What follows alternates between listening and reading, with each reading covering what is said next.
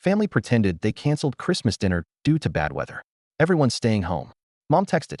I believed them until I saw my sister's post. A huge feast, everyone laughing without me. I commented, looks cozy for a canceled dinner. Suddenly, my phone blew up with calls and apologies. But I was already at the airport. I always thought family was supposed to be forever, no matter what. No matter how bad things got, no matter how much we argued or disagreed, at the end of the day, we were still family. That belief had kept me tethered to them for years. Through the divorce, through the heartbreak, through the times I felt like I didn't belong, I still showed up. I still tried. Because that's what family does. But that was before Christmas Eve, when I learned the truth. It started with a simple text. Mom, hey sweetie, bad news. Weather's looking really rough this weekend, tons of flights getting canceled. We decided to play it safe and stay home. No Christmas dinner this year, unfortunately. Love you and miss you. I remember sitting there in my apartment, rereading the message, feeling that first tiny twinge of something. Discomfort, suspicion, whatever you want to call it. It wasn't just the message itself. It was the way it was written. Too cheerful. Too rehearsed. I glanced at the weather report. There was a storm coming, sure. But it wasn't anything major. A few delays, but no mass cancellations, no emergency warnings. Flights were still going out of O'Hare just fine. Still, I pushed it aside. Maybe they were just being overly cautious. Mom was like that sometimes. I texted back. Me, that SCKs. I was really looking forward to it. Mom, I know, honey. We'll make up for it soon, I promise. That was that. No other explanation. No further details. It didn't feel right, but I let it go. Until later that night, when my sister, Melanie, posted the picture. It was a perfect Christmas dinner. A long, beautifully set table, covered in plates piled high with food. Turkey, mashed potatoes, cranberry sauce, rolls, gravy.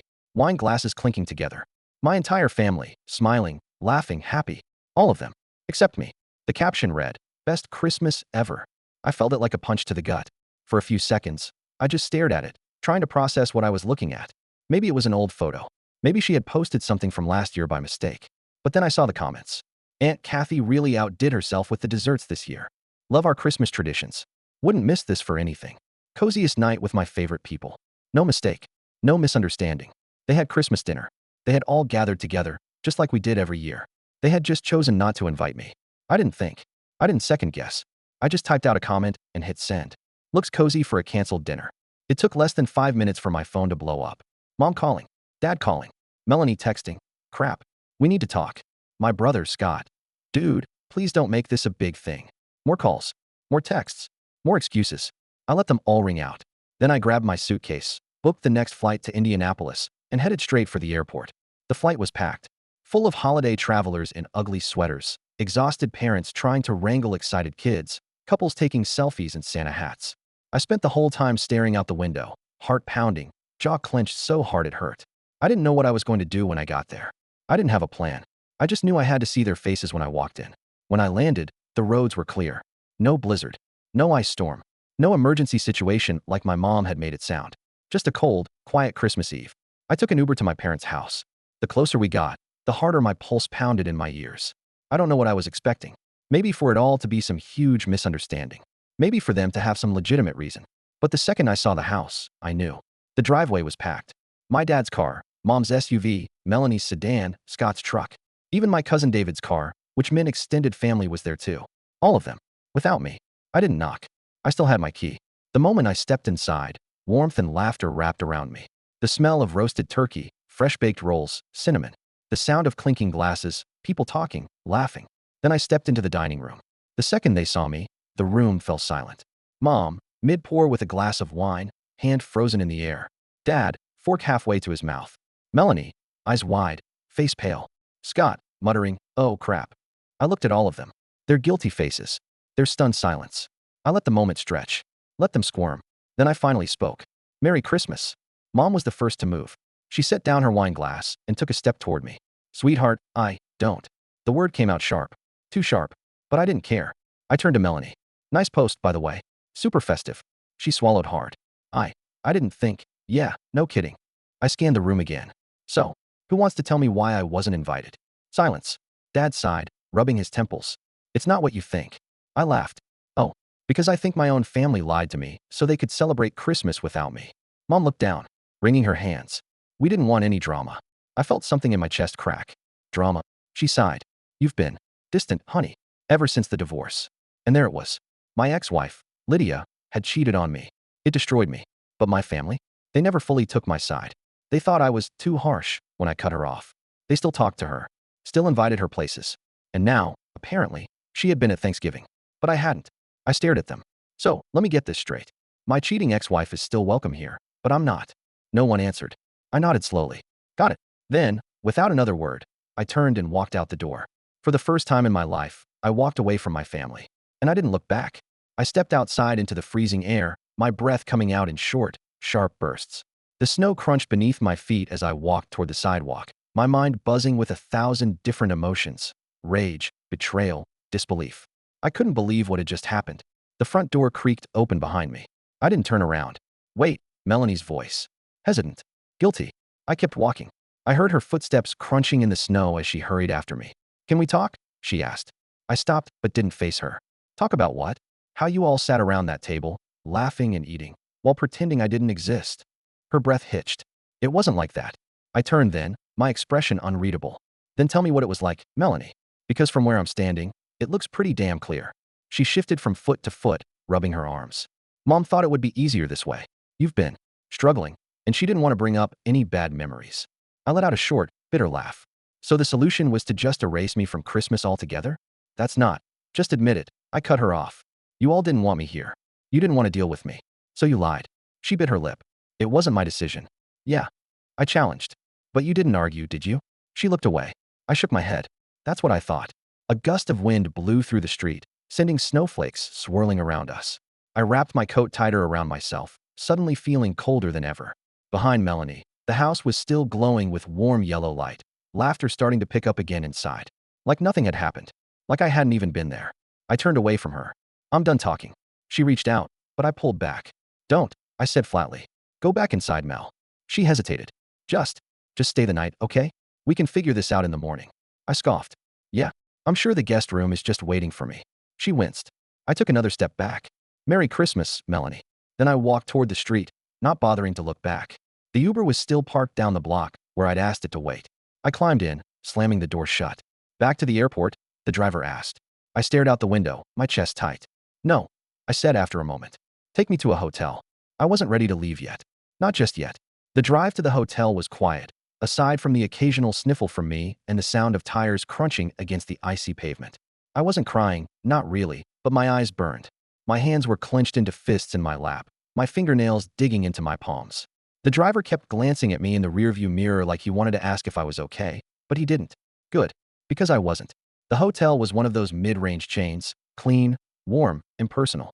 I checked in without really thinking, sliding my credit card across the counter while the receptionist gave me that overly rehearsed holiday cheer smile. Traveling alone for Christmas? She asked as she typed into her computer. I swallowed the lump in my throat. Something like that. She handed me my key card. Well, enjoy your stay, and Merry Christmas. I didn't answer. When I got to my room, I threw my suitcase onto the bed and just stood there, staring at the wall.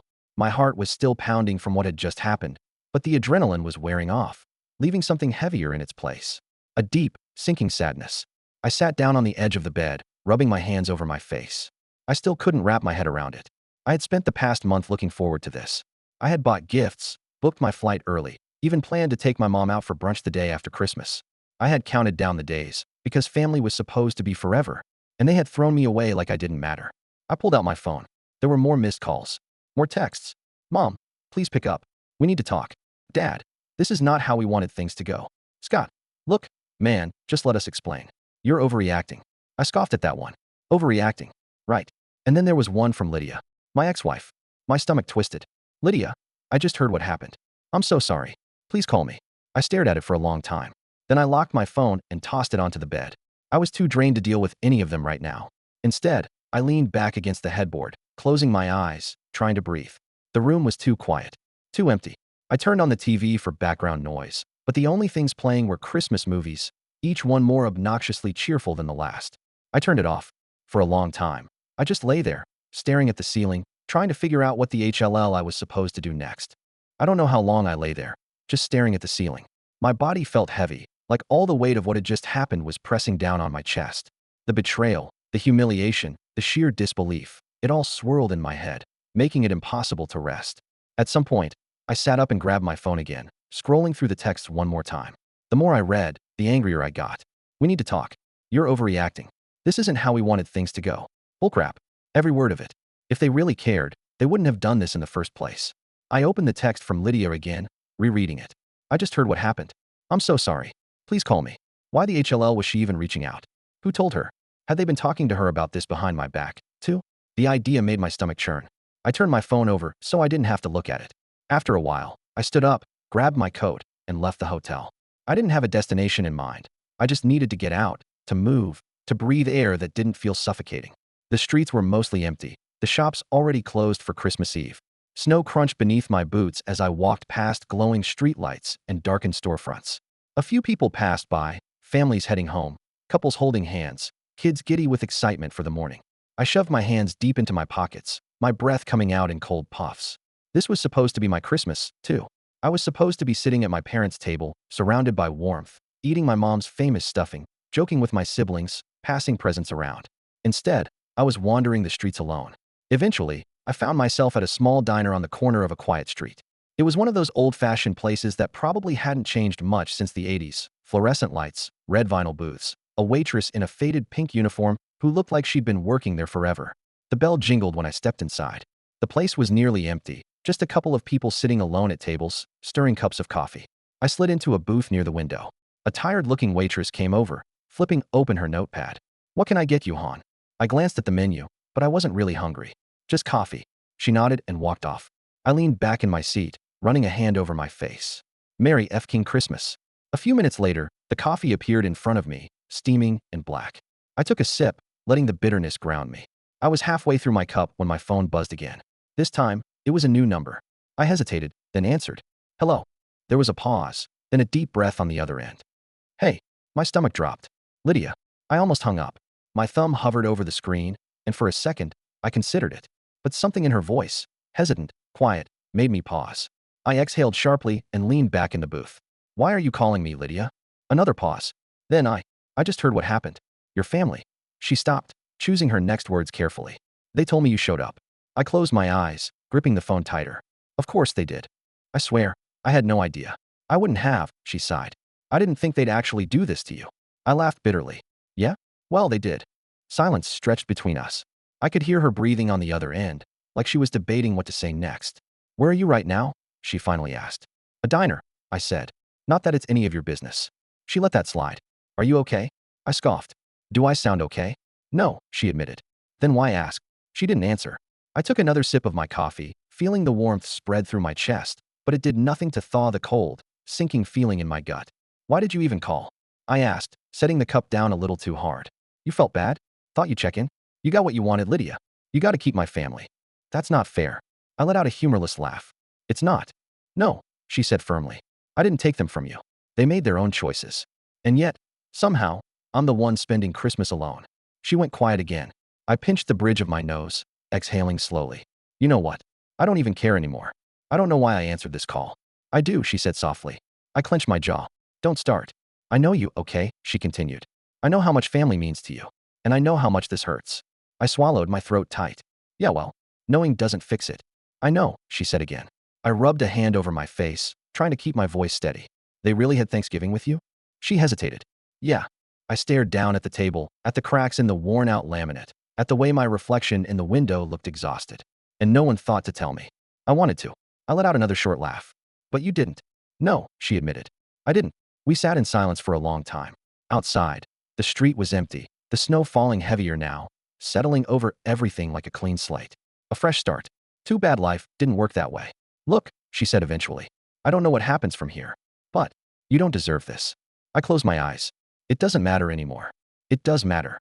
I could hear something in her voice. Regret? Guilt? Maybe both. I shook my head. "Merry Christmas, Lydia." Then I hung up. I stared at my phone for a few seconds before setting it face down on the table. My coffee had gone cold. The waitress passed by and glanced at my untouched food. "You okay, hon?" I forced a smile. "Yeah, just a long night." She nodded knowingly. "Yeah, holidays can be like that." I sat there for a while, listening to the hum of the diner, watching the snow pile up outside. My family had made their choice. Now, I had to figure out mine. I sat in that diner for a long time, watching the snow pile up outside, replaying everything over and over in my head. They thought they could just erase me, that they could push me out of the family like I was some inconvenient burden, some unwanted reminder of things they didn't want to deal with. But I wasn't going to just disappear. I picked up my phone and scrolled through my contacts, my fingers hesitating over a name I hadn't thought about in years. Then, before I could second-guess myself, I hit call. After a few rings, a voice I hadn't heard in forever answered. Well, damn. I thought you were dead. I huffed out a quiet laugh. Not yet, Tony. Tony Ramirez. My cousin. My actual cousin. Not one of those second or third cousins I barely spoke to. We had grown up together, inseparable as kids, but as we got older, life had pulled us in different directions. My family never liked him much, said he was too wild, too unpredictable. But Tony? He had always had my back. And here I thought you were too busy being the golden boy to call me, he said, amusement in his voice. Not anymore, I muttered. A beat of silence. Then what happened? I sighed, leaning back in my booth. Long story short, my family had Christmas without me. Lied about it. Just found out tonight. Tony let out a low whistle. Damn, that's cold. Yeah, I said. Yeah, it is. He was quiet for a moment. Then so, what's the plan? I smirked. That's what I loved about Tony. He didn't ask if I was okay, didn't offer pity. He just knew. I need your help, I said. He chuckled. Oh, this is going to be good. And it was. The next morning, while my family was probably waking up to open presents, I was sitting in a coffee shop with Tony, laying out my plan. Okay, walk me through it, he said, stirring sugar into his coffee. I leaned in. They love their image, right? My mom, my dad, all of them. They love looking like the perfect family. The kind that hosts fancy dinners. The kind people admire. Tony nodded. Yeah, always thought that was bull crap, by the way. I smirked. So, I'm going to give them exactly what they don't want. I pulled out my phone and scrolled through my photos until I found the ones I wanted. Me, as a kid, sitting on dad's shoulders. Mom hugging me after I won a spelling bee. Family vacation pictures. Proof that I had always been part of this family. Until they decided I wasn't convenient anymore. Then, I drafted a post. It started simple. Merry Christmas, everyone. Woke up feeling grateful for the people who have always been there for me. Family means everything, right? Then I attached the photos. Then, I twisted the KN Faye. Unfortunately, not everyone believes that. This year, I found out my family decided to celebrate Christmas without me. They told me it was canceled, bad weather, travel issues, all lies. Imagine my surprise when I saw my sister's post, showing a full house, a big dinner, and every single person I love sitting around a table without me. No explanation. No invite. Just gone. Tony let out a low whistle. Damn, I wasn't done. I've spent my whole life showing up for them. Through everything. And this year, they showed me exactly where I stand. I wasn't good enough to be part of their perfect Christmas. So, to those of you with real families, ones that love you, no matter what, hold them close today. Because nothing hurts worse than realizing you were only family when it was convenient for them. I stared at the screen for a long moment. Then, before I could talk myself out of it, I hit post. Tony grinned. Oh, this is going to be messy. And it was. Within an hour, my phone was blowing up. Hundreds of likes. Dozens of comments. People I hadn't talked to in years. Old friends, co-workers, even distant relatives, chiming in with shock and support. What the HLL? That's awful. I always thought your family was so close. This is disgusting. You deserve better, man. And then, predictably, came the texts. Mom, what the HLL is this post? Call me now. Dad, you're making this into something it's not. Take it down. Scott, dude. Seriously? But the best one? Melanie, you made us look like terrible people. I laughed out loud. Tony snorted. I mean, where's the lie? I didn't respond to any of them. Instead, I sat back, drank my coffee, and watched as the cracks in their perfect image started to show. Then, I took it a step further. I sent the post directly to some of my mom's closest friends, the ones she always bragged to about how perfect our family was. By the end of the day, people were talking. My aunt texted me, furious. My dad's golf buddies apparently brought it up at their Christmas brunch. Mom was freaking out because her friends were shocked that she would do something so cruel. Their reputation? Ruined. And me? I had never felt lighter. The calls kept coming. The apologies started rolling in. Mom wanted to explain. Dad wanted me to be reasonable. Scott was pissed that I had aired our dirty laundry. But I didn't care. Because for the first time in my life, I wasn't playing their game. They had pushed me out. They had erased me. So, I erased them right back. And it felt like freedom. On New Year's Eve, Tony and I sat on his rooftop, drinking beers and watching fireworks explode over the city. You gonna answer them eventually? He asked, nodding toward my buzzing phone. I smirked. Nah, he grinned. Good. I took a long sip of my drink, feeling the cold night air on my face, feeling the weight of everything that had happened finally start to fade. Next year, I said, staring up at the sky. I think I'll start my own traditions. Tony clinked his beer against mine. Now that's a Christmas miracle. And for the first time in a long time, I actually felt at peace.